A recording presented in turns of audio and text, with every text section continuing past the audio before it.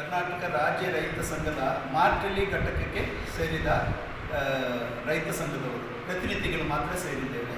ಈಗ ನಮಗೆ ನಮ್ಮ ಮಾರ್ಟಳ್ಳಿ ಗ್ರಾಮ ಪಂಚಾಯತ್ ವ್ಯಾಪ್ತಿಯಲ್ಲಿ ಆಲೇರಿ ಅಂತ ಅದನ್ನು ಮಾರ್ಟಳ್ಳಿ ಕೆರೆ ಅಂತ ಹೆಸರಿಟ್ಟಿದ್ದಾರೆ. ಆಲೇರಿ ಕೆರೆ ತುಂಬ ಹಳೆಯ ಕಾಲದ ಹಿಂದಿನ ರಾಜರ ಕಾಲಗಳಿಂದ ಇರುವ ಒಂದು ಕೆರೆ. ಈಗ ಅದು ಫಾರೆಸ್ಟಲ್ಲಿದೆ. ಅದರಲ್ಲಿ ನೀರು ತುಂಬಿದ್ರೆ ನಮ್ಮ ಒಂದು ಅಂತರ್ಜಲ ಮಟ್ಟನೂ ಹೆಚ್ಚುತ್ತೆ. ಕಾಡಲ್ಲಿರುವ ಪ್ರಾಣಿಗಳಿಗೂ ಅದು ನೀರು ಸಹಾಯ ಆಗುತ್ತೆ. ಈಗ ತುಂಬ ವರ್ಷಗಳಿಂದ ಅದನ್ನು ಹೂಳೆತ್ತದೆ, ಹಾಗೆ ತುಂಬ ಶೀತಲವಾಗಿದೆ.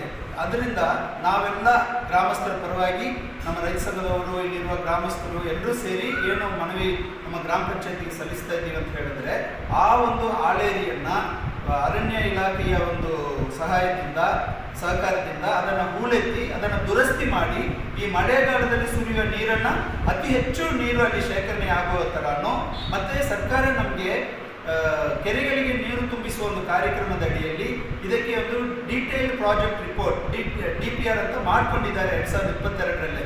ಅದರಲ್ಲಿ 185 ಕೋಟಿ ರೂಪಾಯಿ ಇದು ಮಾಡಿದ್ದಾರೆ, ಅಂದಾಜು ಮಾಡಿದ್ದಾರೆ. ಅದಕ್ಕೆ ಒಂದು ಆಡಳಿತಾತ್ಮಕ ಒಂದು ಅಂಗೀಕಾರ ಸಿಗಬೇಕು.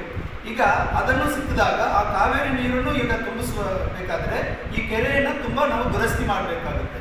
ಅದರ ಸಲುವಾಗಿ ಈಗ ನಮ್ಮ ಮಾರ್ಟಳ್ಳಿ ಗ್ರಾಮ ಪಂಚಾಯಿತಿಗೆ ಈ ರೈತ ಪ್ರತಿನಿಧಿಗಳೆಲ್ಲ ಸೇರಿ ಒಂದು ಮನವಿಯನ್ನು ಕೊಟ್ಟಿದ್ದಾರೆ.